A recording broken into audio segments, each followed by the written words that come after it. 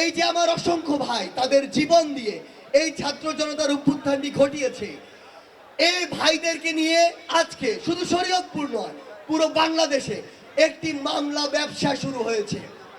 যেই ব্যবসাতে আমরা দেখতে পাই অসংখ্য অপরাধীকে যেমন সেই মামলায় আসামি হিসেবে রাখা হয়, কিছু কিছু নিরপরাধ মানুষকেও ওই মামলায় নামটি দেওয়া হয়।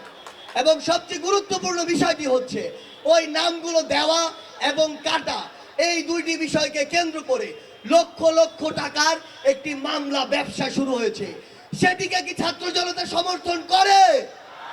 কোন নির্দোষ মানুষ ঠিক বিগত 16 বছরে যেভাবে বাংলাদেশে নির্যাতিত হয়েছে, যেভাবে মামলার দ্বারা হয়রানি হয়েছে, বিভিন্নভাবে ক্ষতির শিকার হয়েছে, আবার এই ছাত্র জনতার অভ্যুত্থানের পরে কোন একজন নির্দোষ মানুষ ভিন্ন কোনো আঙ্গিকে আবার যদি সেই নির্যাতনের শিকার হয়, সেটিকে গিয়ে ছাত্র জনতা সমর্থন করে? আমরা চাই সকল নির্দোষ মানুষ তার পূর্ণ স্বাধীনতা নিয়ে শুধু শরীয়তপুর নয় বরং পুরো বাংলাদেশে তার যে বিচরণটি সেই বিচরণটি করুক। আমরা স্বরাষ্ট্র উপদেষ্টা সহ যারা স্বরাষ্ট্র মন্ত্রণালয়ে রয়েছে, বাংলাদেশ পুলিশে রয়েছে, তাদের সকলকে একটি বার্তা স্পষ্ট করে দিতে চাই, কোনো একটি মামলায় কারো নাম দেখলে তার বিরুদ্ধে ফায়ার করা যাবে না। কোনো একটি মামলায় কারো নাম দেখলে তাকে গ্রেফতার করা যাবে না। আগে তদন্ত করতে হবে, তদন্ত সাপেক্ষে তার যদি ওই হত্যায় কিংবা অপরাধে সংশ্লিষ্টতা পাওয়া যায় তারপরে আপনি তাকে গ্রেফতার করুন। তার পূর্বে গ্রেফতার খেলা যাবে না।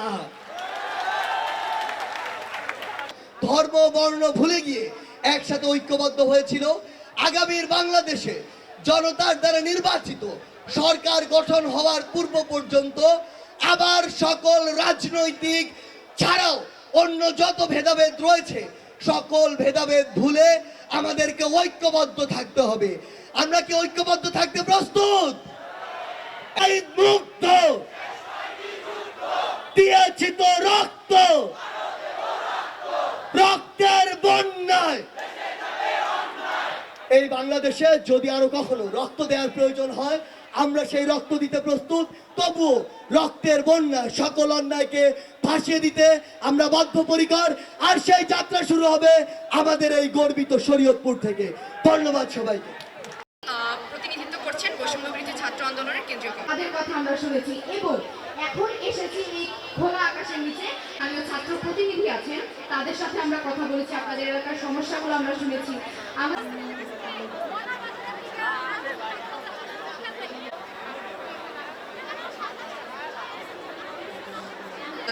এই শরীয়তপুর 1181 বর্গ কিলোমিটারের এই জেলা, যেখানে ব্রিটিশ বিরোধী আন্দোলনের যিনি হচ্ছে, আমরা নিজেদের জন্য একটা জোরে করতালি দেই। আচ্ছা, কেন্দ্রীয় ছাত্র প্রতিনিধি হিসেবে আপনাদের সাথে আজকে এসেছি। আপনাদের উপস্থিতি দেখে তোমরা তোমাদের অতিথিদেরকে একটু জায়গা করে দিবা, ওরা অনেক দূর থেকে আসছে।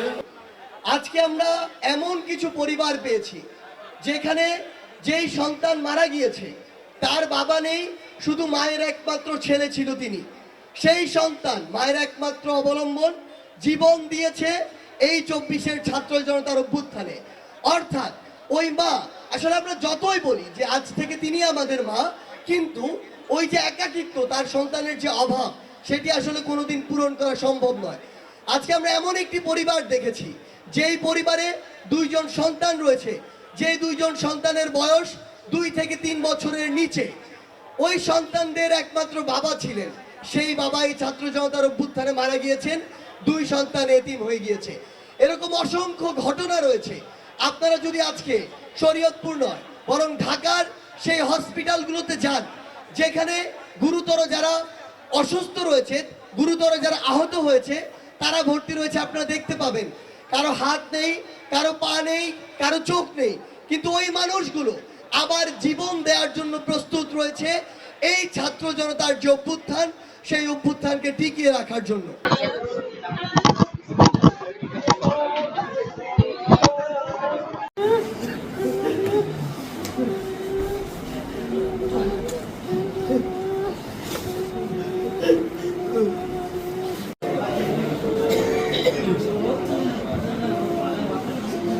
এই বিষয়গুলো আসলে আমরা জানতে এসেছি।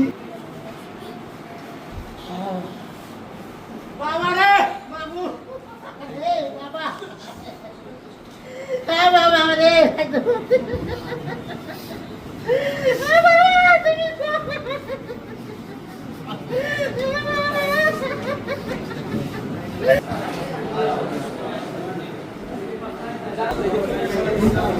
তোমার ক্যামেরা